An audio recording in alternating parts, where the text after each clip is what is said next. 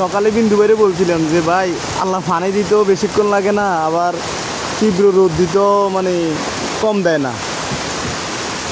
মানে কি একটা বৃষ্টি হইতেছে, একদম ফাটাই দিতেছে, এবং কি পরিমাণ পানি বাড়তেছে দেখেন, প্রচুর পানি হয়ে গেছে। যে একদম কাল বৈশাখী জ্বরকে যারে বলে আর কি। আজকে আমাকে জানাবাদ ছোট বড় খেলা ছিল, খেলা বৃষ্টির পানিতে বাসি গেছে, খেলা ফাইনাল, সিনিয়ররা 2-0 গোলে জিতে গেছে। তোমরা মনে কষ্ট নিও না, খেলা ফাইনাল হয়ে গেছে, ঠিক আছে। এমবি নেই তাই লাইভ করতে পারতেছি না, সরি। পরবর্তীতে আপনাদেরকে ভিডিও আপলোড দিয়ে দেখানো হবে। দেখেন কী পরিমাণ বৃষ্টি, সাথে তো বাতাস ফ্রি, এই বাতাস ফ্রি।